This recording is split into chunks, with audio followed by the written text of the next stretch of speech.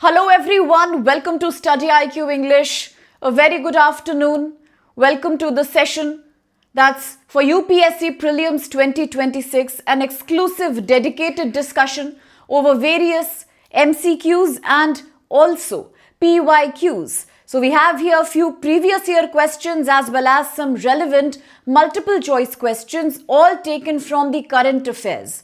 Current affairs of the last 1 week, current affairs of the last 10 days. Because if you remember, every Saturday we are having these initiatives on current affairs. The idea is to keep revising, and the idea is to make sure we not only remember what all we have learned, we also keep on looking into the details of various current events. So on that note, let's quickly begin one by one with these practice questions. And like before, keep giving me answers, and we will also not just look into the right answer, but we will also try to understand the issue with clarity. Okay? So I hope I am audible and visible. A very good afternoon, Rishi. Rishi is here with us. And as other aspirants join, let's then quickly start with the first question of the day. Okay? So if you remember in the news, in the last, a very good evening, Vikash. Welcome, dear. In the last 1 week to 10 days, we have spoken about the International Big Cat Alliance, and we have also spoken about NTCA, the National Tiger Conservation Authority. We also have spoken about the Wildlife Protection Act 1972. Yesterday, another news has come regarding the International Big Cat Alliance, and this question is based exactly on that. Let's have a look at the question, try to solve it with me, but I repeat, the idea is not only to solve the question, to understand and remember the issue, because we have to ace Prelims 26. So very good evening, Pushpa, very good evening, aspirant, very good evening, Diptesh. All of you are most welcome in the session. So let's start the first question then. Question says, consider the following statements regarding the International Big Cat Alliance. Okay, IBCA. 1. The headquarters of the Big Cat Alliance are situated in New Delhi, India. The second one, Russia recently became a member of the alliance, making it the 19th country to join this alliance. And third one, this initiative covers conservation efforts for 7 big cats, including the tiger, cheetah, jaguar and puma. So which of these statements are correct here? Responses are coming from Diptesh, and Reshma is here with us too. Good evening and welcome, dear. And both Diptesh and Reshma have answered. Yes? So what should be the answer to this question then? Anybody else who wants to try? Anybody who has a doubt? Why was the IBCA in the news? There has been one new member which has joined just yesterday. Absolutely, Vij, if you start from today, but if you promise me that every day you are going to join me for the Hindu class in the morning and every week you will revise current affairs with me, then I give you my commitment that in the upcoming prelims, you will definitely be able to pass when it comes to all the dynamic current affairs and GK topics and CSAT comprehension. That guarantee I can give you, but you have to start today. Very good evening, Dishank, and Priyanshu is here. Banu is here. Wij is here. Very good evening. Yes? So one new country has joined, Vikash. That's correct. So then what should be the answer? Let's break it down. First statement, absolutely correct. Not only is the headquarter of the organization in India, the organization has actually been started from India. Second statement, is Russia the recent 19th member to join? Yes, it is. Absolutely correct. And then what about the third one? What's the idea behind this alliance? Is the idea to put in conservation efforts for protecting the 7 species of big cats, including all these? Yes, it is. So third statement should also be correct in that case. And then what should the answer become? Yes, Priyanshu. Yes, aspirant. Banu. Vikash. Diptesh had answered earlier. Reshma. Absolutely, it should be D, because all these statements here are absolutely correct. And now, on a quick revision, what do we mean by this alliance? So listen carefully. The International Big Cat Alliance was launched by India. It was launched by Indian Prime Minister Shri Modi. When was it launched? It was launched in 2023. I repeat, it was launched in 2023 during the 50th anniversary of Project Tiger. So one thing I want each one of you to remember, the initiative was started by India. Definitely it's headquartered in New Delhi. The idea began in 2023. It was formally adopted by the Union government in 24. Second point to remember, it was established through the efforts of NTCA, the same body which is now in controversy. Why is it in controversy? Because there are certain cases in India where NTCA has told the forest dwelling and tribal communities to vacate the forest in order to not disturb the wildlife. And that's where the Forest Right Act 2006 has also come in the question that can we sacrifice the interest of tribal and forest dwelling communities just for protecting wildlife? That's the controversy. But yes, the effort of IBCA was coordinated by the National Tiger Conservation Authority that works for the Ministry of Environment, Forest and Climate Change. And what's the objective of this alliance? The objective of the alliance is to protect I repeat, 7 major big cat species. The tiger, the leopard, the cheetah, snow leopard, jaguar and puma. Membership is open to all the countries, specifically to those countries who are members of United Nations, to those countries who have some population of the big cat, but also those countries which have no big cat population. If they want to do something to protect these big cats, they can become a member. Then what do you mean by range countries and non-range countries? Range countries are those who have some range of the 7 big cat species, and non-range, those who have none. But all of them can become the member if they want to do something to protect wildlife. Now, as we end this question, I want you to remember these 4-5 points throughout for the exam. Okay, same topic may not come again, so do remember. Remember, we spoke about the International Big Cat Alliance. Remember, it was initiated by India back in 23. Remember, it's headquartered in New Delhi, and the idea is to protect 7 species of the big cat. All the range and non-range countries who are the members of UN can join the conference. Russia has been the latest 19th member of the association. And now, before I proceed to the next question, there is one personal question from my side to my dear students. What is that question? I want to ask you, now that we have spoken about snow leopard, I want to ask you 2 things here. One, can you please tell me the name of the country that has the largest population of snow leopard? Second, which national park was in news in India in October 2025 with regards to having seen an increase in the population of the snow leopard? Quickly answer me these 2 questions and I proceed with the second one.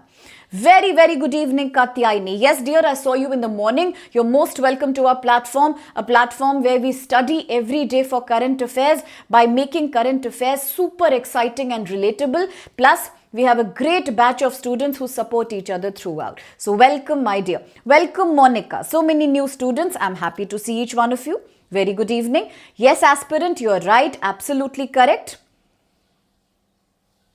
Okay, very good. The answer has come in from Dishank. Dishank says it's China, and Dishank is correct. Indeed, it is China. Absolutely correct. Very good, Dishank. And now my second question. Which national park was in the news? Okay, let me give you a hint. It is a hilly state in India. I'm giving you a hint here. It is a hilly state in India. So choose between Uttarakhand, Sikkim, Jammu, Kashmir and Himachal. Which state and which national park was in the news, which has seen an increase in the population of snow leopard in the last few years? Banu says, okay, the top places in India with snow leopard population are Ladakh, correct. Uttarakhand, correct. Himachal, Arunachal, Sikkim, Jammu, Kashmir, correct. But which national park was that? Was it Hemis, Dishank? Is it Vikash? Was it Ladakh? Why do I strongly believe it was Himachal Pradesh? I have discussed it with you here on the platform. Yes, what's happening there? Ladakh or Himachal? No, it was not Hemis. Yes, Hemis has a good population. Ladakh has a good population of snow leopard, but this is not the national park that I have spoken to you about. Did I not speak about the great Himalayan National Park? Did I not speak about the state of Himachal, which has seen a huge increase in the population of snow leopards? So once please confirm and get back to me. Immediately please. Very well tried, Vikash, Dishank, Rishi, Bano. Great participation, well done. Indeed, Bano, these are the places with high snow leopard, China being at the top. Very good, Dishank, the great Himalayan in Himachal Pradesh. So from now onwards, do remember, and thanks for telling us about Himis. That's in Ladakh. Brilliant. Next question. Next question, again a very well-known topic in the news, coming from GS Paper 3, Environment and Biodiversity Conservation. Yes? Okay, no problem. You still have a lot of time, Katyayani. Learn to enjoy the current affairs. By the time you are ready for the exam, you will become a pro at current affairs and international relations. That's the idea of my being there with my students. Is it true? Okay. Yes, great Himalayan Pushpa. Very good. Next one. Consider the following statements, please. 1. The rainbow water snake was recently spotted for the first time in the buffer area of Dudhwa Tiger Reserve. Second, Dudhwa Tiger Reserve is a protected area in Uttarakhand located in the Terai region along the Indo-Nepal border. 3.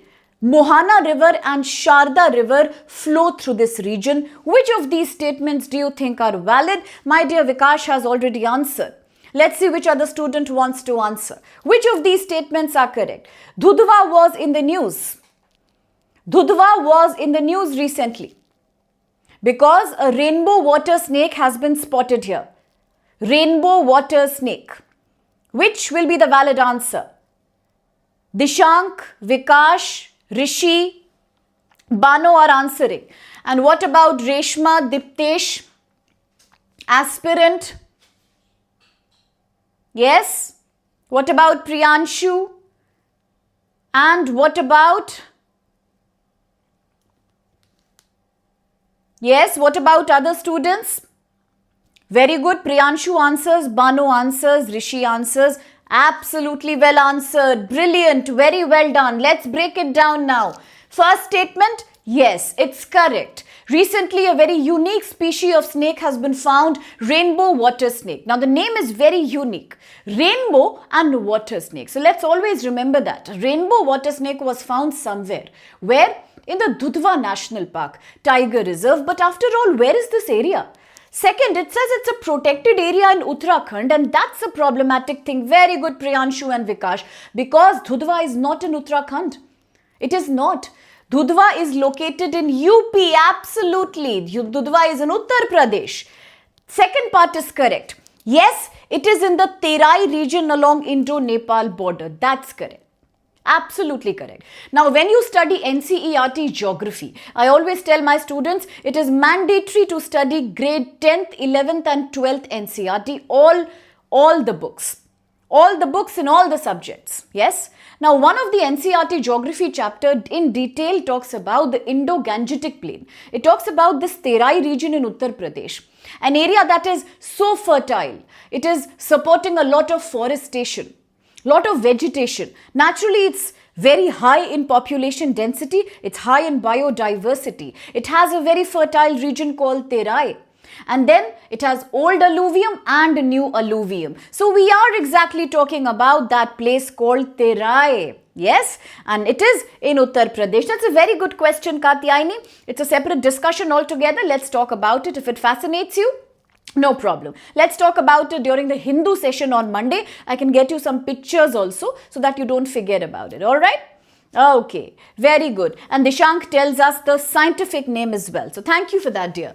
Second is not correct. Okay? Not Uttarakhand. Third one, the Mohana and the Sharda river flow, absolutely. So this area is flanked in the north and south by the Mohana and the Sharda river respectively. So third is also correct, making C the valid answer here. So very, very well tried, brilliant, absolutely. Dudhwa is in UP. Let's remember it was established as a tiger reserve in 1988 under Project Tiger. Just now in the last question we spoke about the National Tiger Conservation Authority of India that is now going to implement, that has implemented in 2023 the Big Cat Alliance, right? Similarly, Dudhwa became a tiger reserve in 1988 under Project Tiger. So very well answered, everyone. Let's proceed to the next question then. The third question. Consider the following statements regarding the Ebola virus disease. We are living in a world of zoonotic disease that keep on spreading between animal humans. These are zoonotic diseases. For example, COVID pandemic, Marburg, and swine flu and bird flu and the lumpy cattle disease and so on. Another is now Ebola. Ebola was recently in the news because of the high mortality rate associated with Ebola. The question is based on Ebola, GS paper 3, health and nutrition. Diseases. 1. Ebola is caused by ortho-Ebola viruses. It was first identified in DRC, Democratic Republic of Congo, back in 1976. 2. The disease can be transmitted through airborne droplets. If I cough like that, if I sneeze, through my respiratory, through my moisture droplets, the infection will catch on just like cold, cough and flu. So it can spread like influenza and coronavirus. 3.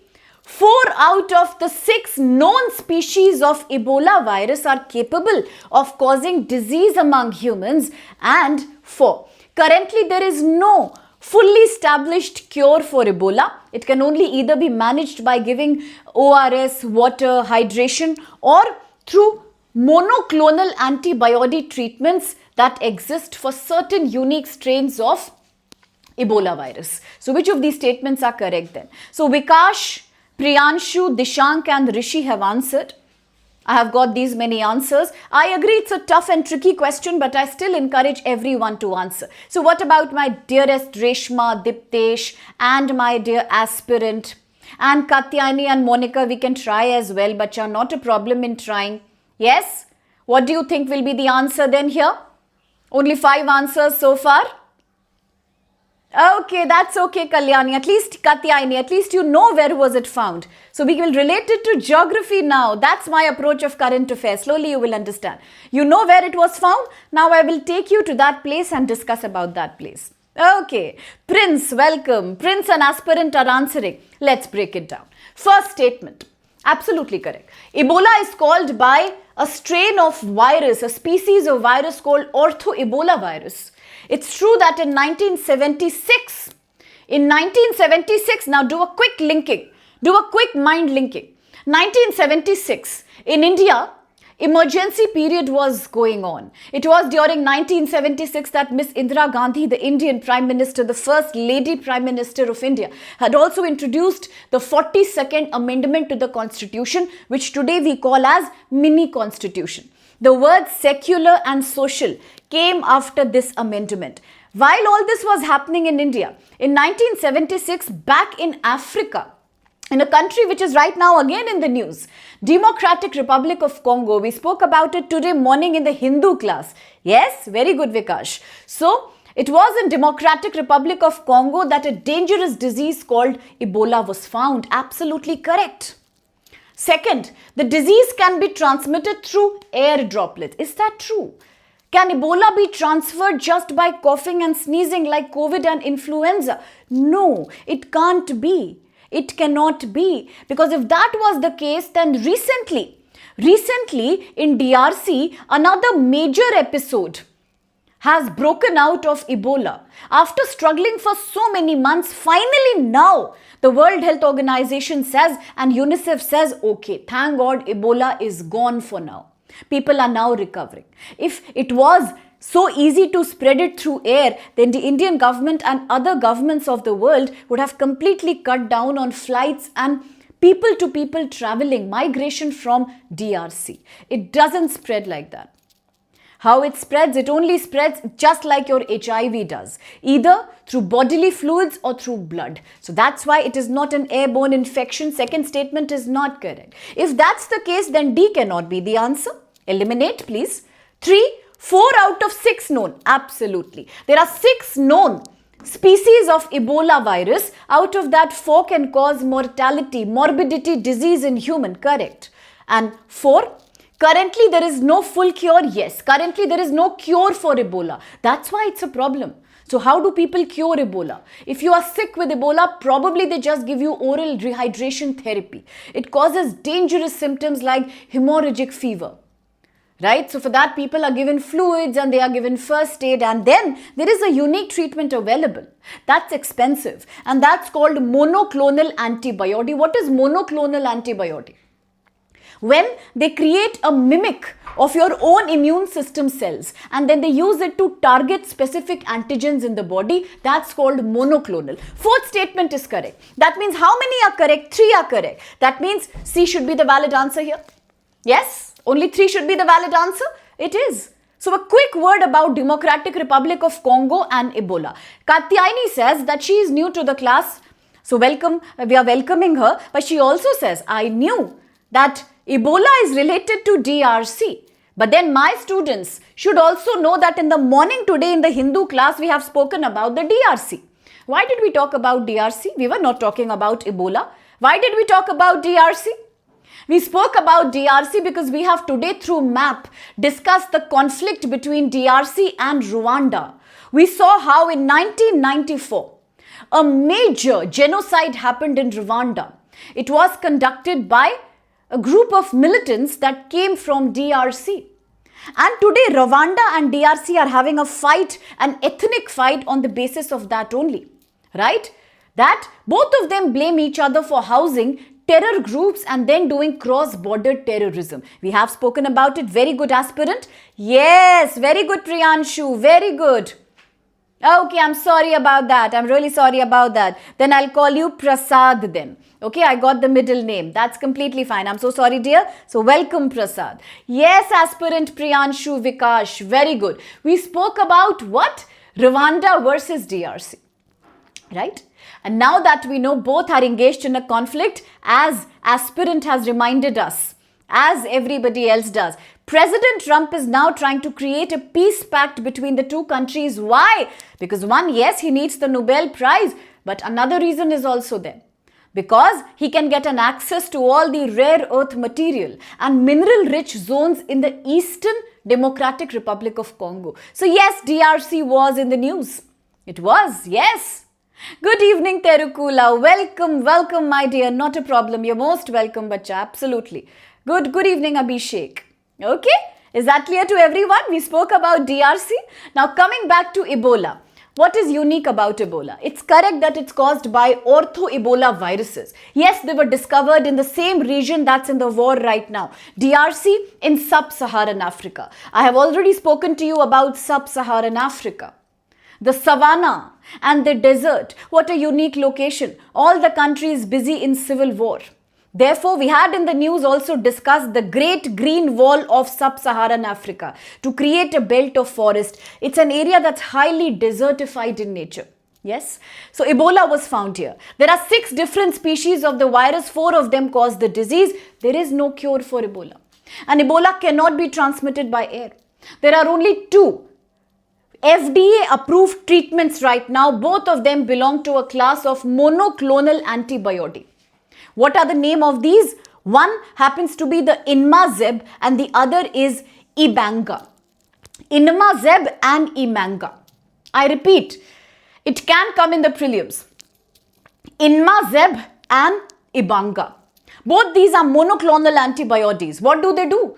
They try to create in the laboratory some kind of a copy of human immune response system. And then these are specifically targeted to attack a group of cells. It is also a great anti-cancer therapy, the monoclonal therapy. And before I proceed with the next question, I want to know one more quick answer from you.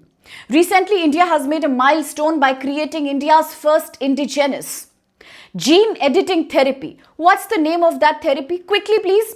Very good, Vikash. Temperate grassland. Correct, Rishi. Yes, Abhishek. This time he has to take the award, it looks like. Yes, absolutely. So, what was the name of that India's first gene editing therapy? India's own CRISPR scissor therapy? Quickly, please. What's the name of that? Recently it was in the news. Yes, very good, Vikash. Birsa 101. Beautiful. Birsa 101 Reshma. Brilliant. Yes, Birsa 101. Yes, we have spoken about it. India's first indigenous genetic scissor through which we can mitigate so many diseases by rewriting the genetic coding. Absolutely.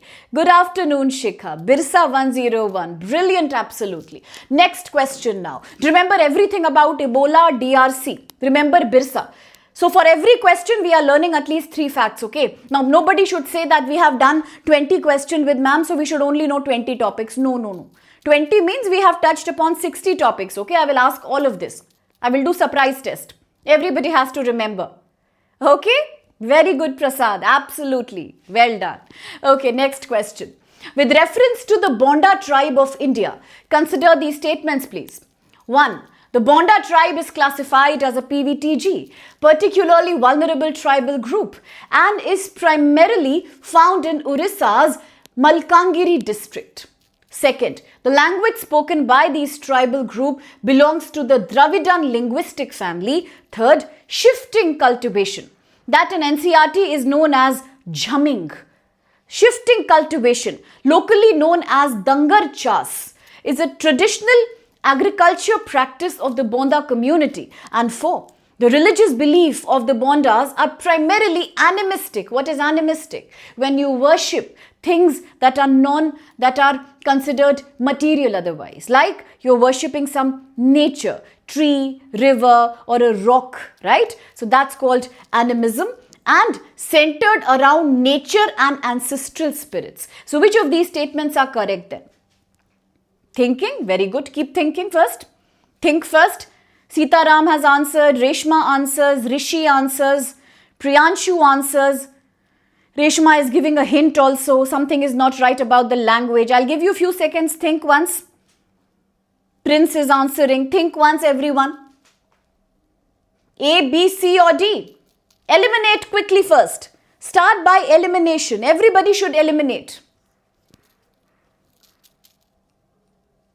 Yes.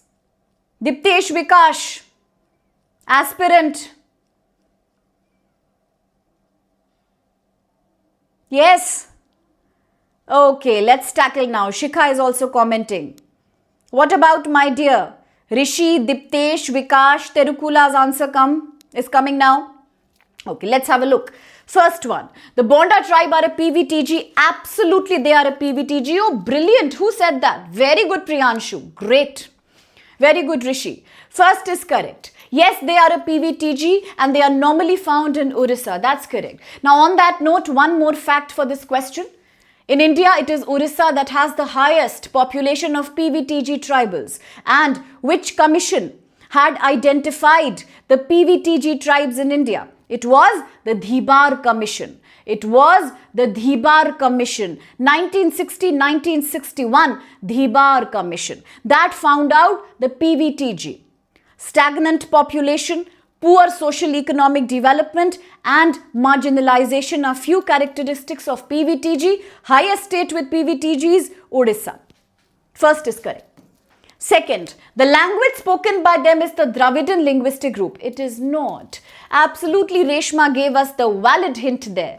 They are not using the Dravidian language family's dialect. In fact, they use a very different language, as Priyanshu told us, called as Remo. Their language is Remo. That's the language, and it doesn't come from the Dravidian language family. It comes from the Austro language family. Okay? Australoid language family. It doesn't come from the Dravida language family. So second is not correct. If second is not correct, let's eliminate D. C. Shifting cultivation is a part of their community. It is. Indeed, like many other tribal communities of Northeast India, where we practice jamming or shifting cultivation, also NCERT calls it slash and burn agriculture. It's again a topic of great controversy. Some people say it's very good for the soil. Some people say it's very bad for the environment. Jamming, slash and burn agriculture. Right? So then, third is correct. Is fourth correct? Do they believe in animism? And do they believe in nature worship, ancestral spirit worship? Yes. For those who will choose sociology and anthropology, you will have to study in detail about some tribes of India and how they are very unique in their worship practices, in their religion. They don't believe in the normal religion. Yes, it's true that today most of the tribals have been converted either into Hinduism or into Christianity or into Islam.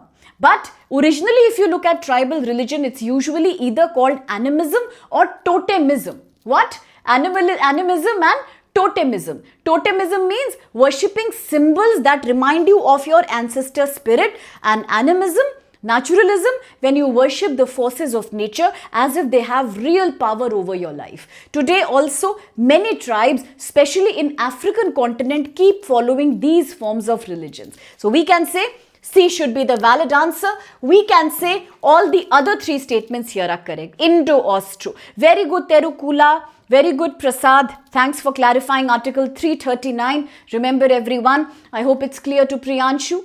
Everybody? Yes? All my dear other students? Very good, Rishi. Absolutely, Reshma. Yes, Monica. That was wrong. You were right. Very good. Well guessed there. Yes, Priyanshu, and yes, Prince. Very well tried and handsomely answered. Correct. Having a look at why were they in the news. Now, why are we asking a question about them? Why did I ask a question about the Bonda tribes? There should be some reason, because it was in the news. Why was it in the news? It was in the news because of the PM Jan Man scheme. Because of PM, Prime Minister Jan Man scheme. Recently, all the members of the Bonda community in Orissa, they have now been given proper permanent concrete houses. Okay, so now we can also say pakka houses. You might wonder, pakka and kacha are Hindi words, but then they are already a part of the Oxford Dictionary officially. So it means we can use them in English. A pakka house, a concrete house. Now they will be given permanent concrete houses rather than the delicate thatched houses that they used to live in earlier, which were a danger against natural calamities and rainfall. It was difficult. So now they will have constructed and concrete houses under PM Jan Man scheme. And also remember, these are a PVTG, one of the oldest tribes in India. In the last class, I had asked you a question and you had responded very beautifully. I want to remind you of that. Which is the numerically largest tribal group in India? Quickly, in 1 second, please. Which is the numerically largest tribal group in India? Yes, please answer. Very good, Terukula. They also are known for the Chow dance. Beautiful. Thanks for that. Quickly, which is the largest tribal community in India by number? Quickly. Let me give you options. Santhal, Bonda, Bhil, or say Khasi. Which is the largest one? Very good, Vikash and Reshma. Absolutely, Shikha, the Bhil. Don't confuse. Majority people say Santhal. No, it's not Santhal. It is Bhil. Very good, Rishi. Very good. No. It is Bhil. Okay? Very good, Sitaram. Terukula Prasad, it's Bhil. So sorted for now. It's a PVTG, and as Priyanshu told us, it's the Remo language that belongs to the Austro-Asiatic family, not the Dravidian family. Now, when you study GS paper 1 for the mains exam, in that you will find in GS paper 1, there is a proper subject called Indian society and its salient features. In that you will have to do a little, just it's one topic by Dr. G.S. Ghurye. He's a very famous Indian anthropologist and sociologist. You will have to see his and Dr. B.S. Guha's tribal classification. How many kinds of tribal races are there in India? Total 7. And how many language families are there in India? A small topic you will cover for the mains exam. So you will then understand the difference between Dravidian language family, Aryan language family, and the Austro-Asiatic language family. Okay, so do remember in the meantime. Very good. The Bhil tribe, Monica. Excellent. Yes, thanks for reminding aspirant. That's a very nice initiative from you. Aspirant reminds us that recently there is another tribe which we had spoken about in the last class. Birhor tribe of Jharkhand. Why were they in the news? They are also a PVTG and they have received electricity connection for the first time after independence. That's amazing. So very good. Next question. In the news, Consider the following statements about the International Maritime Organization IMO. 1. It is the United Nations specialized agency responsible for safety and security of shipping and prevention of marine pollution done by ships. 2. It contributes directly to UN Sustainable Development Goal number 14, which focuses on conservation and sustainable use of ocean and marine resources. 3. India has been re-elected to the Council of International Maritime Organization for the year 26 and 2027. Which of these statements are valid here? Which of these statements are valid here? Answer is coming from Sitaram, Vikash, Rishi, Diptesh, Priyanshu, Prince and Prasad. Which of these are valid?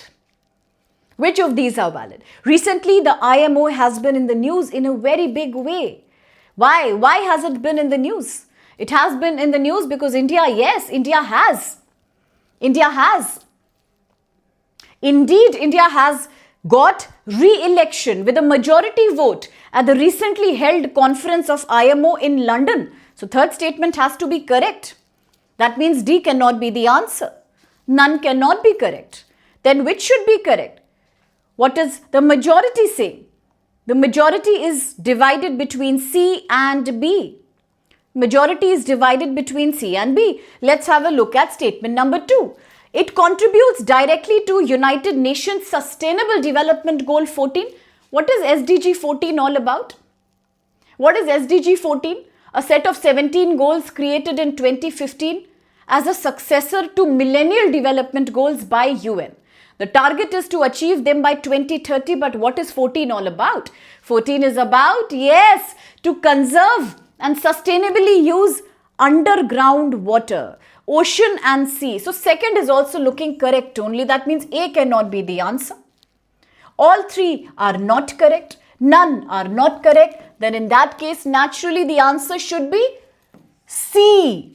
All three are then correct in this case. All the answers, all these statements are valid. Yes, life below water. So, all three are correct. All three will be correct. Why? Is first not correct? It is. IMO is the special agency coming from United Nations responsible for what? Responsible for safety and security of ship, but also it tells you not to create marine pollution. It stands against marine pollution. Correct. Second, it contributes to SDG 14, life underwater, life below the earth. Correct. Third, India has recently been re-elected. It has been. Now in the recent conference, India has won by a majority vote. So let's understand quickly. Yes, India got a re-election at the Council of IMO. It was held in London, and that too by a highest vote. And this was the 34th session of IMO Assembly held in United Kingdom, London. What about IMO as an agency? What should we know for the UPSC exam? It's absolutely fine, my dear. It was a tricky question. You are trying, and that's enough for me. Very well tried. Thanks for explaining, Prasad. Thanks, Rishi and Terukula, for explaining that. Let's come back. IMO, a dedicated organization, a specialized agency that talks about shipping, responsible and safe shipping, not trying to create any marine pollution as you carry navigation in the world oceans. That's the mandate of IMO. Yes, IMO is headquartered in London, United Kingdom. It is responsible for safe and secure shipping. Looking at what does it do? It creates rules and regulations regarding safety, maritime security and environmental protection. Why for the UPSC exam 26 it's an important question? Because right now India is busy focusing on maritime cooperation. Think about the exercise Konkan. Think about the exercise Malabar. Think about Coco Island controversy. I keep reminding you. Think about Malacca Strait. Think about exercise Equivalent that's going on right now. Think about the Great Nicobar project. Think about Mahasagar, Sagar Mala. India is focused on promoting maritime security. Colombo Security Conclave. And that's why, because we are focusing on maritime security, IMO becomes a very important issue here. A specialized agency which is meant to implement Sustainable Development Goal number 14, that is, reduce marine pollution, life underwater, which focuses on conservation and sustainable use of ocean and marine resources. Yes, very, very important to remember. Blue economy, brilliant. Very good, Reshma. 2026, the year of India-ASEAN maritime cooperation, very well reminded. Brilliant, Vikash. Blue economy, that's what we are talking about. So next time, don't forget IMO, International Maritime Organization. Monday, we will have a news on that because it's a recent episode. So Monday, Hindu will carry some news on that for sure. 34th session has happened in London. India has got a re-election by a majority vote. Yes. What does it do? IMO is responsible for safe, secure navigation in the sea. It says no to marine pollution. It is the upholder of SDG number 14, 1-4. Protect the life under the earth. That is ocean and sea. And who becomes a member of IMO? Now, a member country that is adopting IMO's regulation will have to make that law a part of the country's domestic law. If India is a member of IMO, that means in India's own internal law, we have to propagate maritime security and no marine pollution policy. And that's why today India is focusing on maritime pollution and maritime security. Yes? Very good. Absolutely well done. Next question, easy one.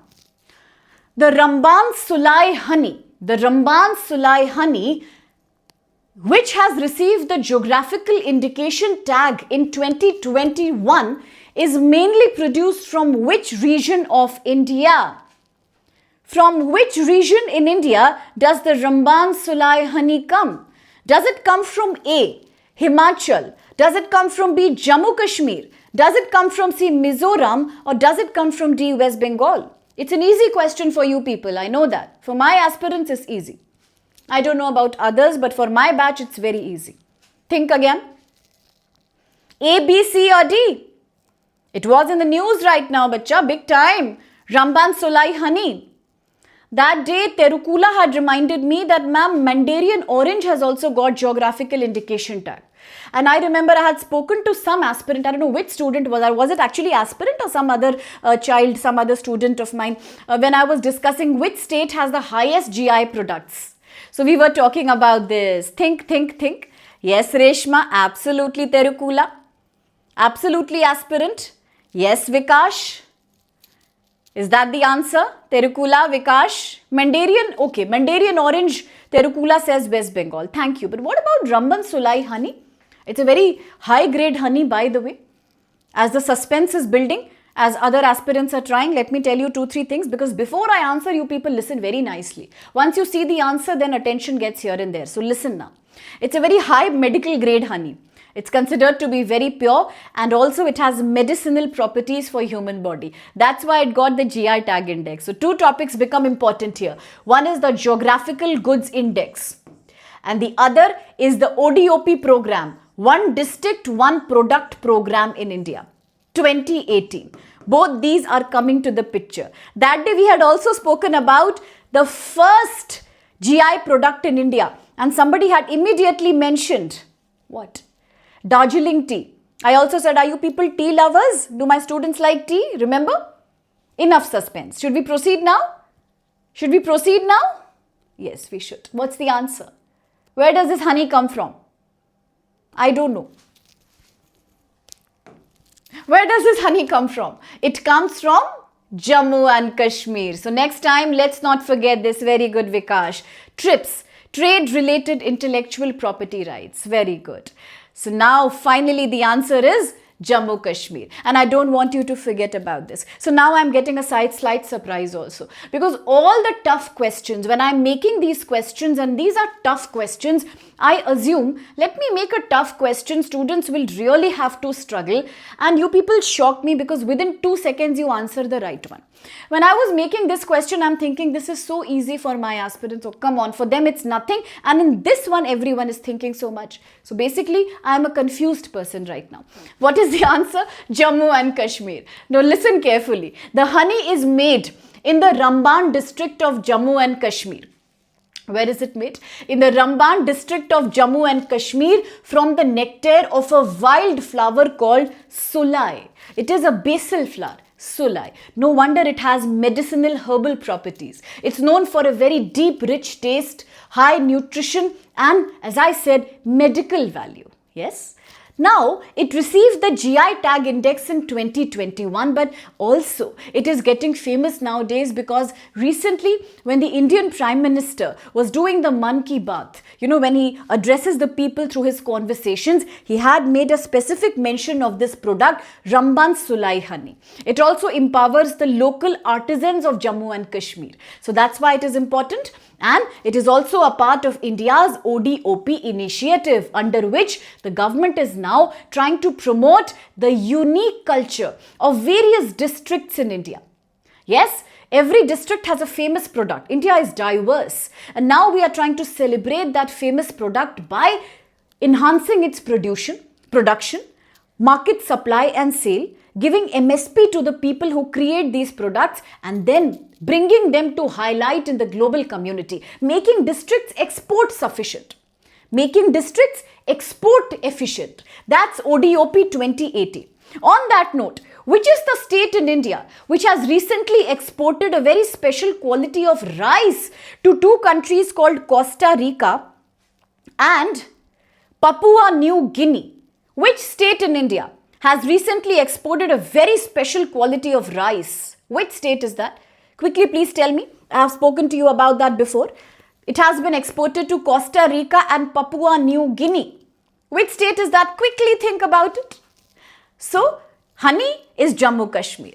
And one more thing. To boost regional development, branding, promoting unique product from each district, ultimately we have created the ODOP. ODOP is a big supporter to medium and small industries in India.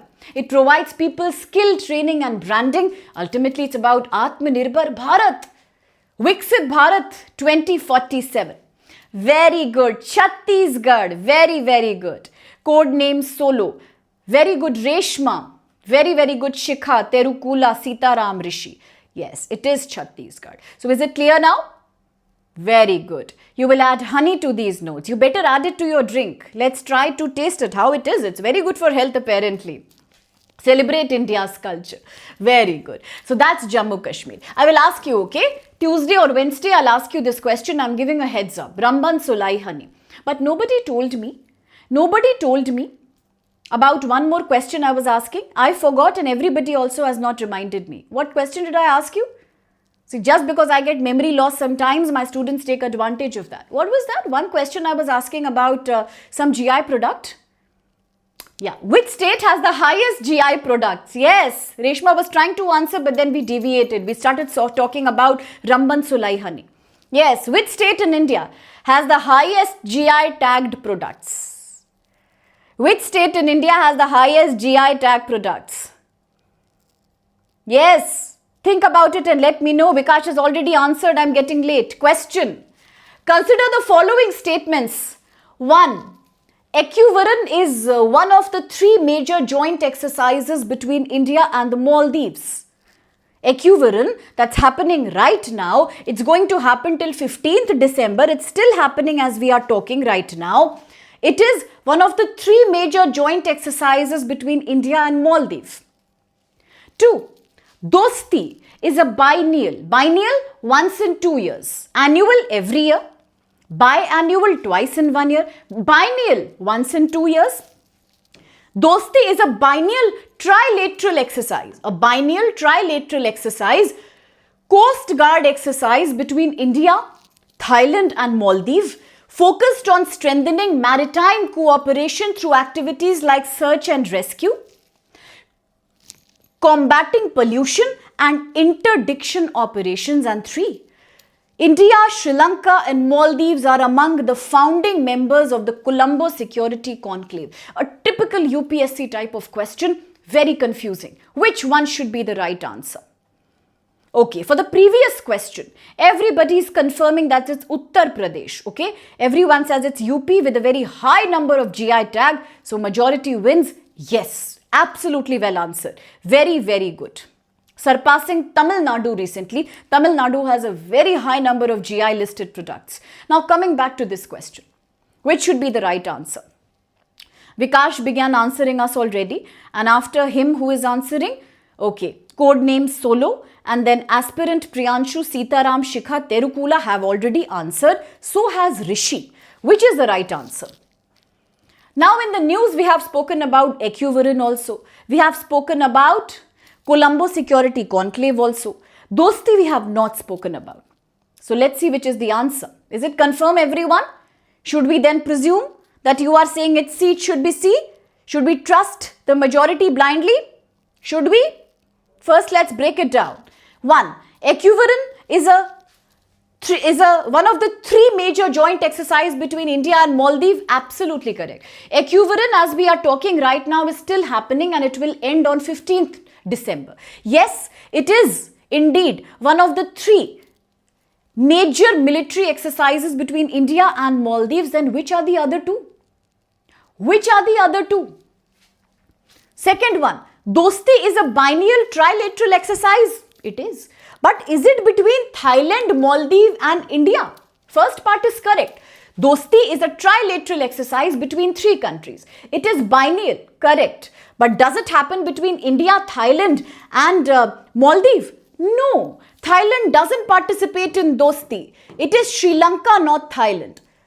Now the second statement will become correct. Dosti happened between India, Sri Lanka and Maldives. It is correct that it focuses upon all these things like cooperation and combating pollution. All of that is correct. And third one, looking at Colombo Security Conclave that we have discussed about in detail. Initially, it did began as a trilateral agreement. It's correct. Who started that? India started? Yes. Lanka started? Yes. Maldives started? Yes. And all these are the founding members of Colombo Security Conclave. It was much later that countries like Bangladesh, countries like Mauritius kept joining. Recently, in the last meeting of Colombo Security Council held at New Delhi, Seychelles has become the latest member. So very good. And students have also answered another question. It is Ekta. Very good, Terukula. Another exercise there are 3 exercises between Maldives and India. One is Equivalent, other is Dosti, that's trilateral, and the third is Ekta. Very good. And the latest country to join is Seychelles. So what should be the right answer then? Absolutely C. The first and the third statement here are valid. Second statement is wrong. Agreed that Dosti is biennial. Agreed that it happens between 3 countries, but not with Thailand, Sri Lanka. Second, looking at how the exercise started. It started in 1991. Remember the era of liberalization, privatization, globalization. It started as a bilateral exercise between India and Maldives, with Sri Lanka joining in 2012. That's Dosti.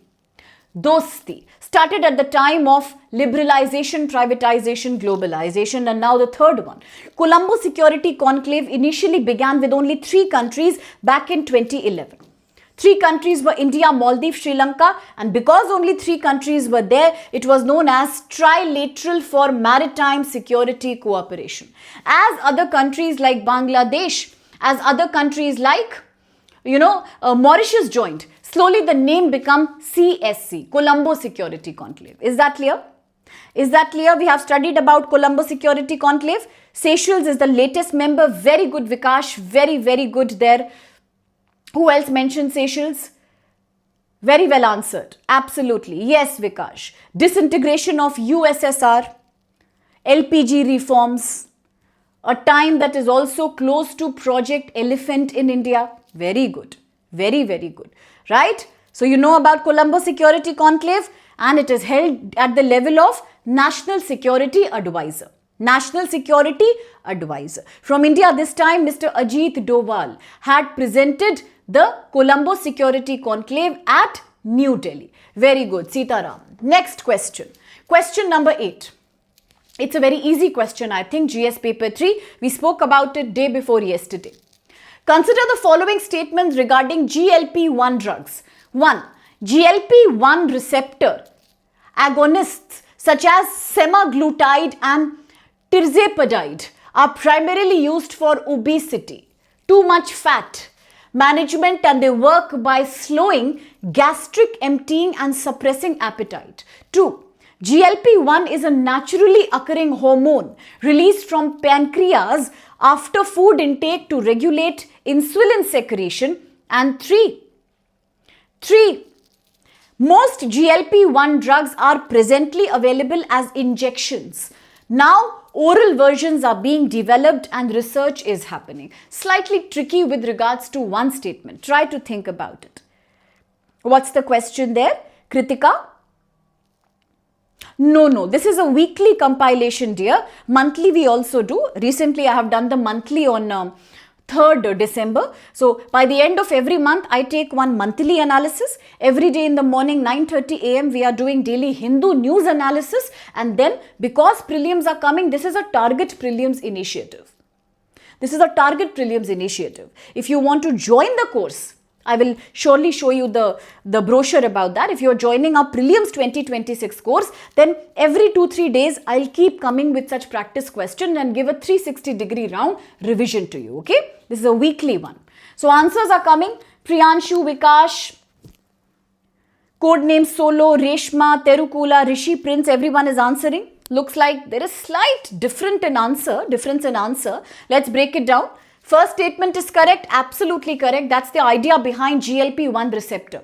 Why is it in the news? Because recently you and I have seen that the World Health Organization has now finally allowed GLP receptors to be used to control cases of acute obesity among people. Because obesity is resulting in cardiovascular disease, premature death, diabetes, and various kinds of high blood pressure problems. So therefore, now it is allowed to be used in case of obesity control, but it is not a substitute for food and healthy lifestyle. First is correct. Third, most GLPs are currently available as injection, correct. Right now, majority are injectables. Very few are related with oral medications, correct. Second, is that correct? Half part is correct. GLP-1 is naturally occurring hormone. Is that the case? Is it released from the pancreas? No, it's not coming from the pancreas. Very good, Terukula. In fact, it is secreted in the small intestine and it comes from the hindbrain, the back side of the brain. So in small quantity from the hindbrain and majority from the small intestine. That means it's not correct. It is not secreted in the pancreas. Pancreas will regulate your insulin levels to control the amount of diffused sugar that you have in the body. So therefore, it's not correct. It's not correct. Okay. So then what happens? Second statement not correct means B should be the valid answer. First and third are correct. And thank you for reminding us, Vikash, because ultimately the cause behind obesity is, we also read that article, Vikash has reminded us beautifully, HFSS, high fat and sugar and salt diet. That's the main reason behind these problems, plus a hectic lifestyle. So this GLP-1 is a temporary solution. It's not a permanent solution, but second statement is not correct. Let's quickly explain a little bit more about that. Yes, it's true that these drugs will help in weight loss. They slow down the emptying of your stomach. And they also reduce your appetite. That means naturally you will eat less and you will lose the extra fat that you have. And also it will increase insulin secretion in order to control excess sugar that you have in your body, right? So your glucose level will be low and you will have lesser fat deposition eventually. Now, it is also true that semaglutide and tirzepatide are well-known examples of GLP-1 drugs in the market, but most of them are injectable. Very few are oral and now it's being investigated, but it is not released from the pancreas. It only comes from small intestine and hindbrain. It does travel to the pancreas, but it doesn't originate in the pancreas. Is that clear to everyone? Very good, Reshma. That's completely fine, Kritika. The idea behind my class is to discuss and talk. As you have seen right now, it's your first class. We are a very interactive community. In fact, if you have a doubt, sometimes if I'm not able to notice, other aspirants will come and take care of your doubt. And that's why I am trying to create a huge community where everyone supports everyone. The idea is to absolutely ace the current affairs. We should be the master of all the current affairs: history, geography, polity, science, everything. So your questions are absolutely welcome. Yes? Very good, Terukula, Sitaram, Vikash, Monica. I hope everyone understood now. Prince, Rishi. Is it clear to everyone? Okay then. What should be the answer in that case? Answer will be B. So just two things I want you to remember for the prelims exam. What exactly is the GLP-1 drug? Why is it used? Remember two examples I gave you, semaglutide and tirzepatide. Remember, this is a naturally occurring hormone, but it doesn't come from your pancreas. It comes from your small intestine. I want you to remember that. Okay, that's it I want you to remember. Very good. Vikash, Rishi, Shekhar. You're very welcome, Shekhar. Good evening. Okay, next one. Question 9. Let's go to Russia. Let's go to Russia. President Putin is here. Let's talk about him. Consider the following statements regarding Russia's recently announced naval base agreement with African country Sudan. 1. The base will be located near Port Sudan. The base will be located near Port Sudan on the Red Sea, the area that handles a significant share of global maritime trade. 2. Under the agreement, Russia is allowed to deploy up to 4 naval ships, including nuclear power vessel in Port Sudan. 3. The defense agreement is permanent and it cannot be extended or terminated once it has been signed. Which of these statements are valid? Which of these statements are valid? I know what's going on. We have studied and you know about it. There is one thing you are missing. Think again, bacha, think again. 3 statements are there. Which of these are valid? 1, 2 or 3? We studied in the news. I made a video on that also. That Russia is now going to have its first naval base in Port Sudan, located at a very strategic situation in the Red Sea.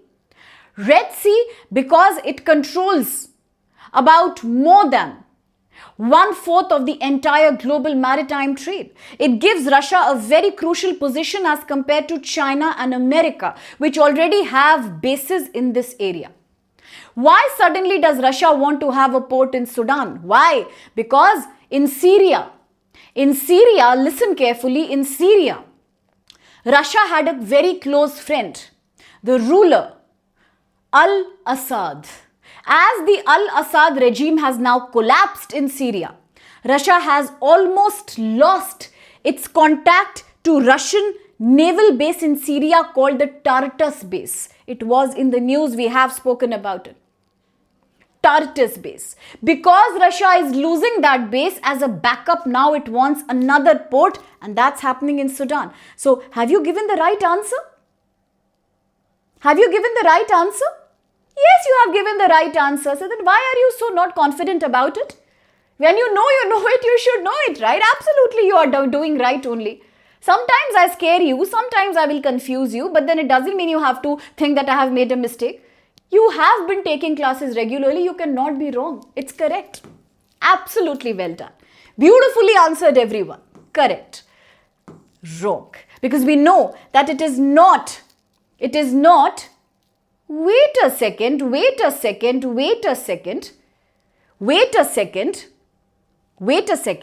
Some confusion is there.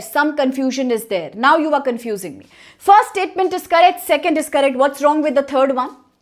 The defense agreement is permanent and cannot be extended or terminated once. You are right. It's wrong only. Absolutely correct. 1 and 2 are the right answer. Very well done. Very well done. No, I'm not scaring you. Sometimes it's good to scare you. You will focus more now. All these are strategies. Very good. Very well done. Excellent. That's fine, Terukula. Your answer is right. So very good. Urapam, aspirant. Very good. Prince, Sitaram, Vikash. Diptesh, Shekhar, Rishi. Very well done. And those who are confused, one clarification. The map here will give you a lot of hint. Look at the map. I hope it's visible to you. Just look at the map. I told you that day. This is Red Sea. Yes, Red Sea is also a very strategic situation. Why? Because listen carefully, it acts like a connecting point. Connecting point between what? Between here, Mediterranean Sea in the north, and look what's happening in the south. Gulf of Aden connecting to the Indian Ocean here. That means Mediterranean is connected to the Indian Ocean by the Red Sea through the Suez Canal. Here, Egypt, Suez Canal. Look at the importance of this route now. Mediterranean, Suez Canal, Red Sea leading up to the Indian Ocean. Now, majority of global maritime trade from Western Hemisphere comes to the east in this route. Yes, that is why if Suez Canal gets choked, it becomes a panic for the world. Now, look at Russia's decision. By opening a port right here in the Red Sea, Port Sudan. What a beautifully strategic location Russia has chosen at a time when Syria is now experiencing a regime change. Assad was a friend of President Putin. The new one is not. He is more controlled by America. I told you in the map, Muhammad al-Shah. Did I not mention in the class that day, bacha? Muhammad al-Shah. He is now a guest of America. America used to consider him a terrorist, but now red carpets are being given to him. Why?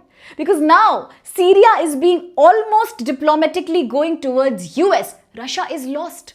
What will happen to the older base of Russia that was situated in Syria? What happens to that?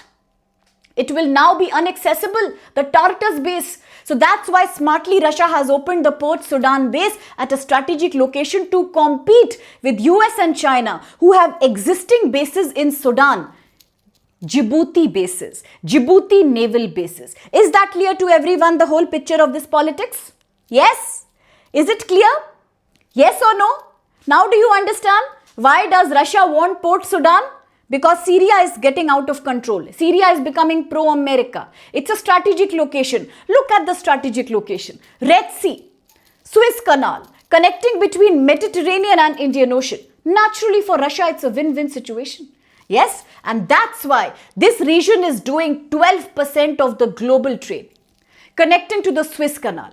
Last statement was wrong. Why was it wrong? Because the agreement is only valid for 25 years. After 25 years, automatically it will be renewed. Unless either party has an objection to that. So is it clear? Is it clear? Yes, absolutely. Do you now say that actually he is a very knowledgeable and smart man? Yes, absolutely, bacha. Global politics cannot be conquered like that. Whether it's President Trump or President Putin, whether it's India or whether it's any other country, China, diplomacy is everything and it's very enjoyable. If you look at it like a movie going on, if you really relate to it, you're going to love it big time. Thank you so much, Vikash. Now, Vikash has given us a beautiful mnemonic here. Try to see that. We should exchange these things with each other. Very well done. Is it clear?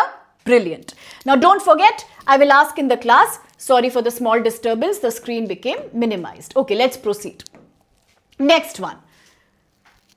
Okay, the next question is also coming in the news. Coming in the news recently. It was in the news yesterday, I think. It was in the news regarding the government of Kerala. The Kerala Chief Minister has been issued some kind of warning regarding Masala bonds. What are these? Let's have a look. Consider the following statements regarding Masala bonds. Regarding Masala bonds. 1. They are rupee-denominated bonds issued outside India by Indian entity. Second, the International Finance Corporation IFC, an arm of the World Bank. IFC, that is an arm of the World Bank, has issued the first Masala bond in 2013 as a part of its $2 billion offshore rupee program. 3. Both the government and private entities can issue Masala bonds. Which of these are valid? Which of these are valid? What are masala bonds? They are in the news right now with regards to the government of Kerala. Some problem has happened regarding Foreign Exchange Management Act, FEMA. Now for your GS paper 3, you should also know FEMA and FCRA, Foreign Control Regulation Act. These are in the news with regards to the government of Kerala. What are masala bonds? Which is the right answer? Answer is coming in from Vikash, Sitaram, codename Solo, Rishi, Reshma, Abhishek, Terukula. What should be the right answer? I'll give you a hint. Is A the right answer or is D the right answer? Think. What's the right answer, Priyanshu? Terukula, what's the right answer here? Unfortunately, the right answer here is D. Unfortunately, the right answer here is D. Very good, Abhishek. The Ministry of Finance. Ministry of Finance, or is it the Ministry of Home Affairs? That's again a controversial question. Okay, let's come back here. What are masala bonds? Masala bonds recently in the news are rupee denominated bonds issued outside India by Indian entities. Yes, they can be issued outside India, but since they are Indian, the name masala bond. It's true that they are debt-related instruments that will enable a person to raise funds or money in local currency from foreign investors. Correct?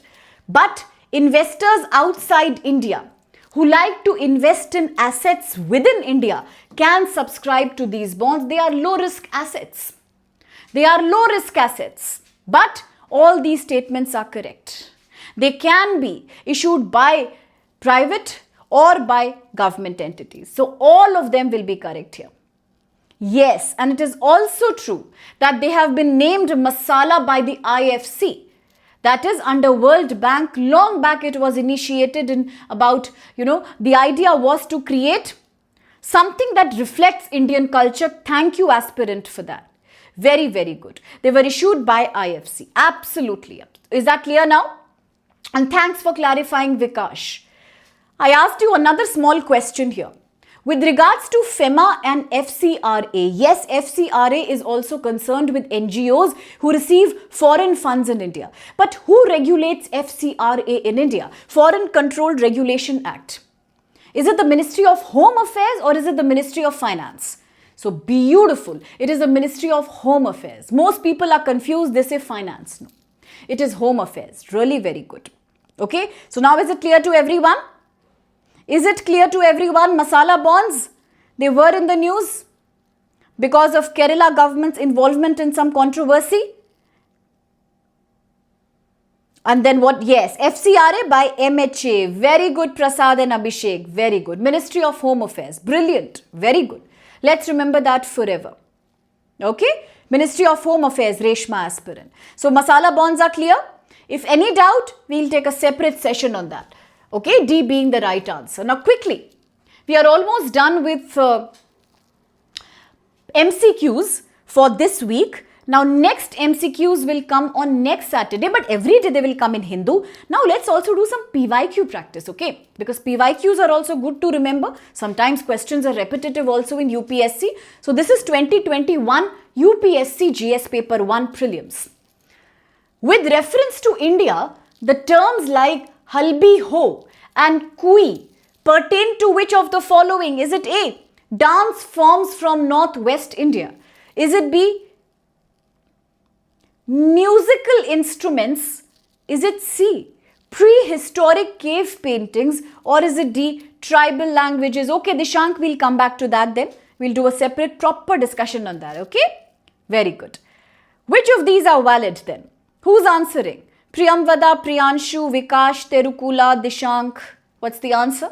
What are all these aspects related with? Are these dance forms from northwest India? No, they are not. Are these musical instruments? No, they are not. Are these prehistoric paintings? Ajanta, Ellora, Elephanta caves? No, they are not. They are tribal languages indeed. But then before I show you about these tribal languages, there is one quick question. Which schedule of the Indian Constitution talks about languages? Yes, please. Which schedule of the Indian Constitution talks about languages? The fact that you can give UPSC compulsory Indian language paper, that's paper A in a language of your choice, is because Indian Constitution identifies about 22 scheduled languages. Which schedule is that? Very good, Vikash. Absolutely. 8th schedule of the Indian Constitution. Brilliant. Okay, now let's have a quick look at the answer. So the answer is tribal language. Halbi, Ho, Kui are all tribal languages spoken by indigenous communities, tribes and local languages.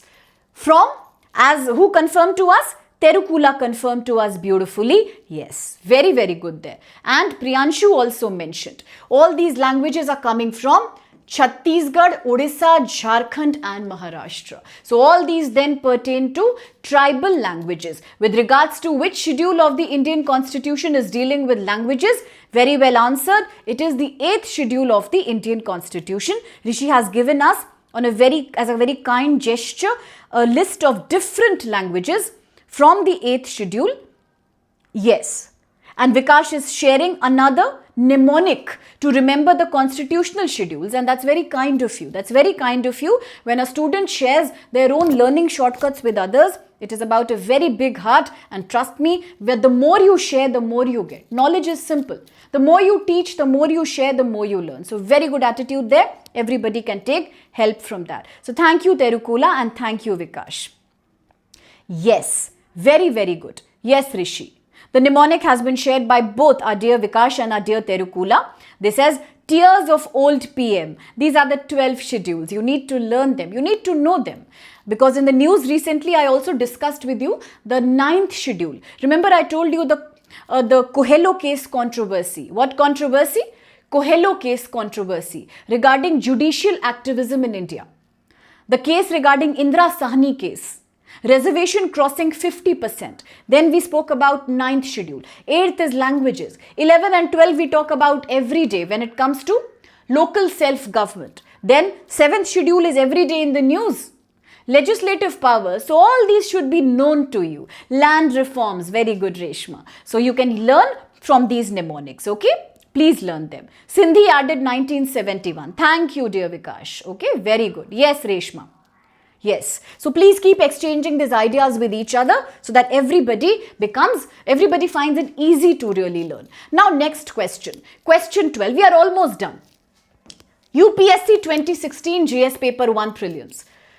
Community sometimes mentioned in the news in the affairs of 1. Kurd, Bangladesh, Kurdistan. 2. Madheshi community, Nepal. 3. Rohingya community, Myanmar. Which of these are valid? Which of these are properly matched? Do let me know. Which of these are valid? Which of these are properly matched? A, B, C, D. Kurdistan, Bangladesh. Madheshi, Nepal. Rohingya, Myanmar. Which of these are valid? In such questions, majority students will know about Rohingya because it's a recent crisis. We all know they came from Myanmar, so we can say third is correct. But majority students will be confused between 1 and 2. It's normal. Although first is very easy. In that case, always try to see how much can you eliminate. Absolutely right, Reshma. But how much can you eliminate? One solution, follow the Hindu newspaper. If you do these discussions, honestly tell me, have we not spoken about Kurds in October? We did. Have we not spoken about Rohingya at least 1,000 times? We did. Yes, Madheshi we have not spoken about. So try to eliminate first. If third is correct, then naturally A and B cannot be the answer. Now you will be confused between C and D. So what is the right answer here? Absolutely, Kurd is not related to Bangladesh. We have discussed in the news and I had spoken to you about it very clearly. That right now Turkey wants to have a discussion with people of the Kurdish community. About what? A very famous leader from Kurdish community, Abdullah Öcalan. He was the man who was captured by Turkey long back in the 1990s and still he is in the jail of Turkey. Today Turkey says let's create some peace between the Kurdish people and the mainstream Turkey, but It is being looked upon as controversial because the leader is still in jail. And from the jail, that leader is saying, okay, let's create a peace pact. So indeed, Kurdistan cannot be related with Bangladesh at all. It cannot be, right? It overlaps with many other countries near Turkey, but not Bangladesh. Madheshi, absolutely yes, from Nepal and Rohingya, Myanmar. Now let's quickly analyze few things about these communities so that we don't forget next time. Kurdistan, here is the map. I have showed you the map in my Hindu class also, that it is sandwiched between different countries. If you see Turkey this side, you will see Syria, Iraq, Iran. You will see smaller countries like Armenia, Georgia. It is a very, very landlocked area. An area that doesn't belong to a specific country. It is a united community that wants to have a separate country for itself. That's the demand. And Kurds are large ethnic groups which are Irani in ethnicity. They are local to the mountainous regions of Kurdistan. Here is the area. That covers parts of Turkey, parts of Iran, parts of Iraq and northeastern Syria. Northeastern Syria, the part of southeastern Turkey, also Iran, northwest Iran and Iraq. That's where it is situated. They are the world's largest ethnic group without their own political sovereign state. Don't forget that. Don't forget that. They are the world's largest ethnic group. What is ethnicity? I have told you, don't get confused between race and ethnicity. Don't be. Race is about physical features. Ethnicity is about not just your race, but your religion, language and culture. So Kurds are the largest ethnic group which do not have a sovereign state for themselves. I spoke about Abdullah Öcalan, a leader that was captured in 1999 by Turkey. He's a Kurdish leader, the founder of the Kurdish Federation. He's the one. But he's still in jail after so many years since 1999. He's still in jail. And today Turkey wants to create some kind of understanding, some kind of democratic solution to the question of Kurdistan. That's why he was in news. Don't forget next time. I will ask you to repeat Kurdistan, which countries are involved, okay? I'll also ask you about Abdullah Öcalan, who is in jail in Turkey 1999 and how today Turkey's leader Erdogan is trying to create a dialogue with the Kurdish people regarding some solution to this ongoing problem. Also remember, these are the largest ethnic group without a sovereign state for themselves. And what about Madheshi then? Madheshi are various ethnic groups from Terai region. We just spoke about the Terai region. In which context did we speak about the Terai region? We spoke about the Terai region as we were discussing the Dudhwa National Park. The Dudhwa Tiger Reserve in Uttar Pradesh, where a very unique rainbow snake has been found, rainbow water snake. That's when we spoke about Terai. I spoke about the Indo-Gangetic Plain. So remember, once again, Terai. Madheshi is a group of tribal ethnic groups from Terai region of Nepal who have a very close historical and cultural link with India. I hope it's clear to everyone. Kurdistan, Kurd, largest ethnic group, Iran, Iraq, Syria, Turkey. Is it clear to everyone? Yes, Vikash. Dudhwa. Very good evening, Bulbul. Is that clear? Beautiful. Remember the map as well. And as I always say, whenever you are having confusions, always refer to the map. You see, I'm telling you one very small trick. We all feel very lazy when it comes to going and opening the map or the atlas. But the day you start linking history and polity to map, that is to geography, that day you will become such a strong person in current affairs, both static and dynamic, that no matter what UPSC asks you, you will always know it. It's about relating. Always have that mindset. Yes, Kurdistan is in the news. Open up the atlas and look which states are associated. If you are speaking about Muhammad Öcalan 1999, quickly go to geographical tag index. 1999 in India, the GI tag index was happening. Do a cross-linking. It will become very easy for you. 13 question, UPSC 24, easy question. Who of the following is the author of the book, The India Way and Why Bharat Matters? Very well answered. Terukula, Priyanshu, Vikash, Sitaram, Prince. Reshma, very well answered. Rishi, it is India's foreign minister, the man who gave us the idea of strategic autonomy, non-alignment movement part 2. Yes, D. S. Jaishankar, Mr. S. Jaishankar. Brilliant. That's right. So all these are books written by India's External Affairs Minister, while the book India Way was published during the COVID pandemic year 2020. Why Bharat Matters is a recent book, that is 2024. How from a civilization to culture India has evolved. Beautiful. Very good. Absolutely right. Easy question. Next one. This is UPSC 2021. Science. Triclosan. Triclosan, considered harmful when exposed to high levels for a long time, is most likely found in which of these following? Is it A, food preservative? Is it B, fruit ripening substance? Is it C, reused plastic containers? Or is it D, toiletries? Toiletries were in the news recently as we were looking at GST reform 2025. The GST on most of the basic need items including hygiene products and toiletries have now been submitted to the 0% tax slab to make life easy for people. And in one of my previous lectures, I'm forgetting who was that. Was it Ramu, Reshma, Diptesh or Vikash? One student had said that we had also discussed in the Hindu about pink tax. How women have to pay extra tax for hygiene products and cosmetic products. Yes, absolutely. D is the right answer. Toiletries. That's absolutely correct. So do remember, it's a science fact. Triclosan is an antimicrobial agent. What is that? Antimicrobial agent. Now, microbes are in the news because we keep studying about antimicrobial resistance in India. Recently, we have also thoroughly covered various articles on multi-drug resistant MDR-TB. Yes, antibiotics are in the news. From there, you relate that topic. From pink tax to GST, triclosan. It is a substance used as an antibiotic in various consumer products.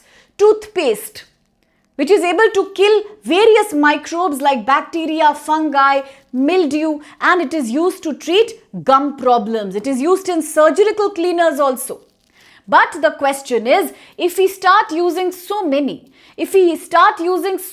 of these products on a daily basis in various kinds of cosmetics, in various kinds of over-the-counter products, ultimately the risk is that people may develop antimicrobial resistance, which means we can't kill the microbes anymore, right? So that was in the question. Now, environmental impact is also dangerous. It can also create hormonal imbalance among people, right? So that's why answer will be D here. Brilliant. Very good. I hope you understood, everyone. Next question, UPSC 2022, very important. Places in the news. The term Levant, often heard in the news, roughly corresponds to which of the following areas in the world? Is it 1, a region along the eastern Mediterranean shore? Is it 2, region along North Africa, stretching from Egypt to Morocco? 3, region along Persian Gulf and Horn of Africa? 4, the entire coastal area of the Mediterranean Sea. Which of these are valid? Which of these are valid? Now, these are all past questions from UPSC. That is why it is normal that we are struggling. Why? Because we just started preparation. Since when are we having this journey together? August? I guarantee you from August 25, any question you can answer. Nobody can stop you. But what about these questions? They are past questions, PYQs. So therefore, if there's something new, let's try to learn that. Not a problem. Yes, Reshma, absolutely. So here the answer will be A. A is the right answer. Yes, Rishi, Sitaram, Reshma, Vikash, Terukula, Priyanshu, well done. Okay, then just last month you've started and still you are answering 70-80% questions. That's brilliant. Don't worry about the PYQs, we'll learn them. Okay? Yes, Bulbul. Very good. The region along the eastern Mediterranean shore. That's the Mediterranean Sea. That's the Mediterranean Sea area broadly. Now you can see this is the entire eastern coast of the Mediterranean Sea. Countries such as Jordan, okay, you have Syria here, then you have Egypt here, the very famous Suez Canal that joins Mediterranean to the Red Sea, Gulf of Eden, Indian Ocean. All this entire eastern coast is called the Levant. It's a geographical area, Eastern Mediterranean. Why is it in the news? Because it is often a very conflict-ridden area. Look at Israel-Palestine conflict. Look at Hamas, Hezbollah. All these were very active in this region. Syrian civil war has happened here. So, Iran controversy about nuclear weapons, it's a very famous area. Yes, and that's called Levant, Eastern Mediterranean. Which countries will be usually included here? You will have Syria and Lebanon. Both were in the news regarding Hezbollah, Hamas, Houthi rebels, Jordan, Israel, Palestine and some parts of Turkey. So that's called Levant. So do not forget that, please. And now the last question of the day. Consider the following statements here. 1. INS Vikrant, India's first indigenous aircraft carrier, is the symbol of Atmanirbhar Bharat and Make in India initiative with a significant portion. About 76% of its component is being made in India. It's India made. It is India made. INS Vikrant. 2. Project 17A is a program by the Indian Navy to build 7 advanced multi-mission stealth frigates of the Nilgiri class. And 3. INS Nilgiri is the first of the indigenous self-made built Project 17A stealth frigates of the Indian Navy. So which of these are valid? Which of these are valid? Which of these are valid? Yes? Is that true? Rishi, Teja, Vikash, Priyanshu, Terukula. Anybody else who wants to answer? Bulbul is answering. Okay, what about Reshma? What about Diptesh? What about aspirant? What about your answer, my dear? Yes, Monica, Priyambada, we want to try. Just try. Terukula. Okay, Rishi is very confident with this one. So is Dishank. Is that the case here? Yes, that's the case. Very good. Very good, everyone. That's a brilliant confidence, Rishi. Yes, it is D. It is 100% D. We spoke about this in the news for a very long time, in fact. Atmanirbharta in defense forces.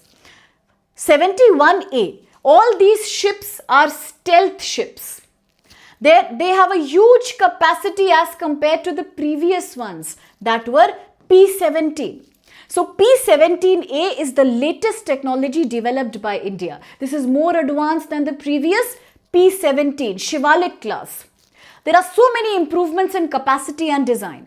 And which are the 7 ships under this new program, Project 17A of the Indian Navy? What are these?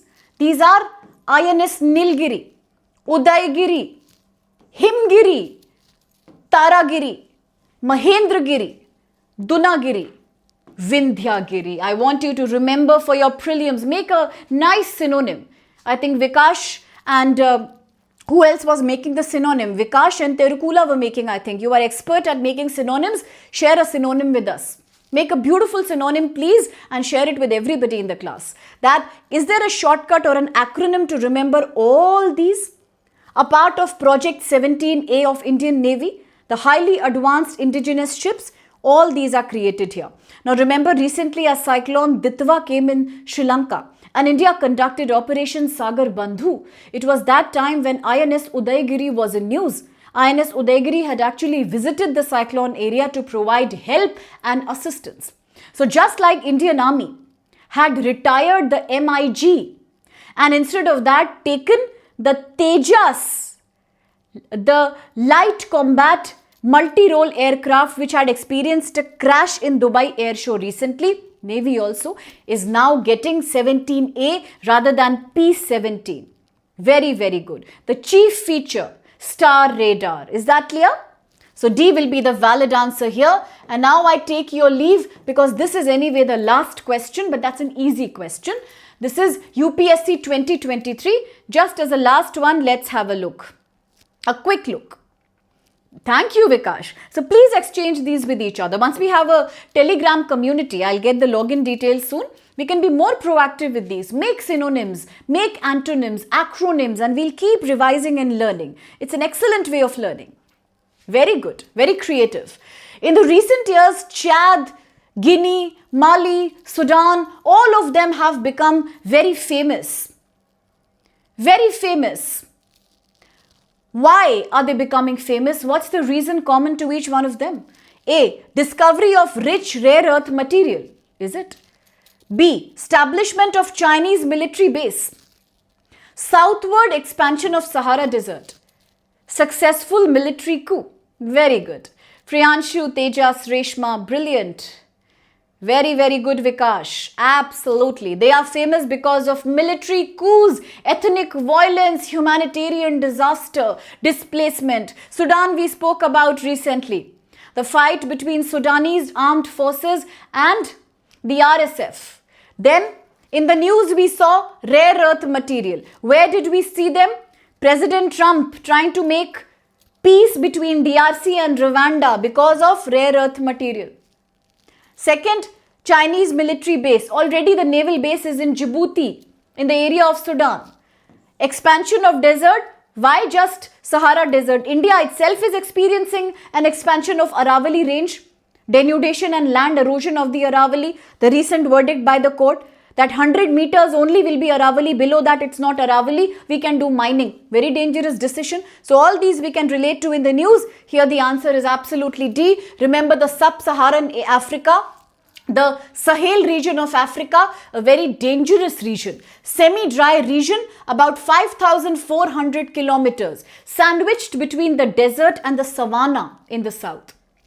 Why is it famous? All the countries here face desertification, drought, hunger, humanitarian crisis and coup, making D the right answer.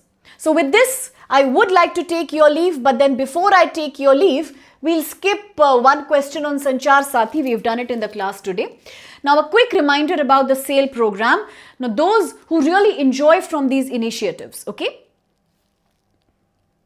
Okay, Terukula, let me come back to that, my dear. Give me 1 minute. So, for those who really enjoy these news updates, weekly revision, monthly revision, and daily news class, and those who agree with me that 70% UPSC exam from prelims to interview is all about your command of current affairs, plus the big four: history, geography, polity, and economics, plus secret methods of CSAT and practice. If you agree with that, then this could be a great opportunity for you. We are in December and May 24th is the prelims exam. So it's for you also, it's for your friends and your colleagues also. Do spread the word. We have Success in Prelims SAIL 2026. Purpose: to make you a master of GS paper 1. Static: for dynamic I am there. For current affairs I will be there with you. CSAT, we will have proper classes for maths, reasoning, comprehension. I will be there for you. Rigorous timetable making, practicing, test series, revision, books, material, one-on-one mentorship, everything provided at 5,499 only. That's it. The course starts now. It will end in June 26. So more than 6-7 months of coaching.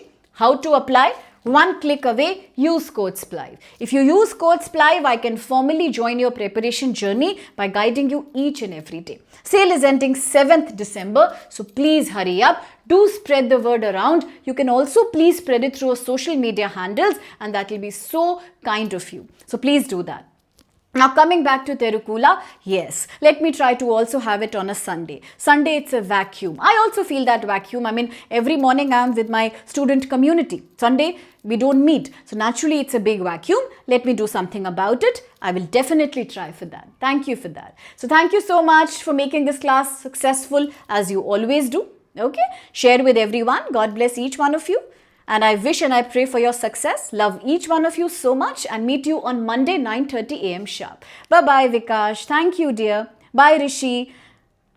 Bye-bye Reshma, Sitaram, Terukula. Bye Bulbul. Bye Prince. Bye Anand.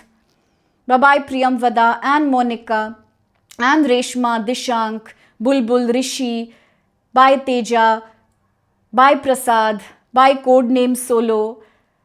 Okay, bye-bye everyone. Bye-bye Priyanshu. Bye-bye Aspirant. Bye-bye Shekhar. Each one of you there. I hope I've read all the names. Bye-bye Dishank, Abhishek. All right. That's it. Okay then. See you. Bye-bye. God bless. Bye Shikha.